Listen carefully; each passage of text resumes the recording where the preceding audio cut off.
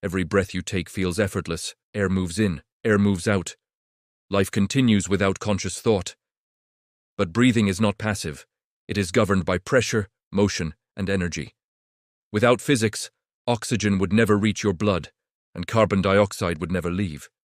This is the physics of breathing and how air keeps you alive. Welcome to Mattermosaic, piecing together the universe, one discovery at a time.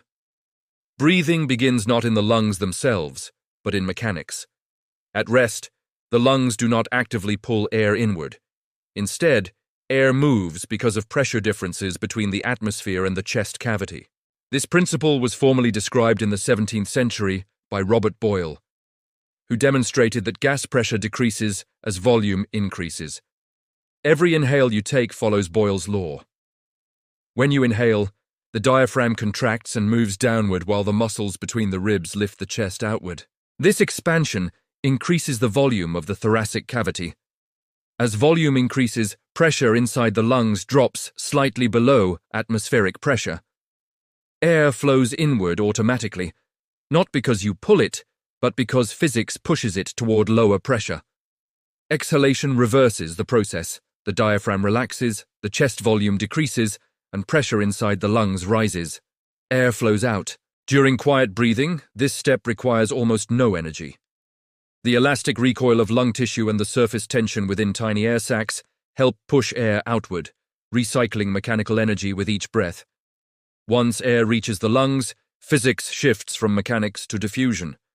The lungs contain roughly 300 million alveoli, microscopic air sacs that dramatically increase surface area. If spread flat, this surface would cover about 70 square meters.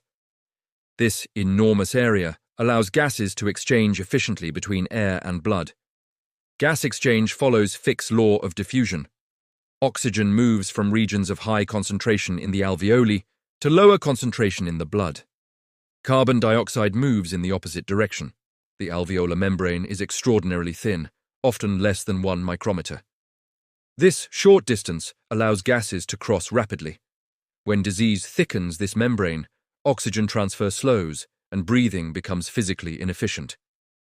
Pressure also governs how oxygen binds to blood. In 1904, Danish physiologist Christian Bohr described how hemoglobin releases oxygen more readily in environments rich in carbon dioxide and acid. This Bohr effect ensures that oxygen is delivered precisely where metabolism is most active. Airflow through the lungs is shaped by fluid dynamics. According to principles described by Boyle, resistance increases dramatically when airways narrow. This explains why conditions like asthma make breathing physically harder, even when oxygen is present in the air. Physics also explains why breathing changes at altitude. As elevation increases, atmospheric pressure drops. Each breath contains fewer oxygen molecules, even though the percentage of oxygen remains the same.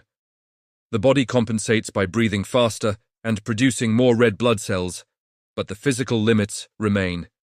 Even breathing patterns reflect optimization. Slow, deep breaths improve gas exchange by reducing wasted air. Rapid, shallow breathing increases dead space and reduces efficiency. The body instinctively adjusts to remain within physical constraints. Breathing feels effortless because physics carries the load. Pressure differences move air, diffusion moves gases. Elastic forces conserve energy. Life persists because biological structures obey physical laws with extraordinary precision.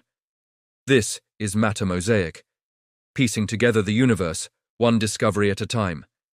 If seeing how pressure, motion, and diffusion keep you alive change the way you think about a simple breath, share this with someone who loves uncovering the hidden laws of life. Tell us which everyday process you want broken down next, and subscribe for more weekly journeys through the fabric of reality.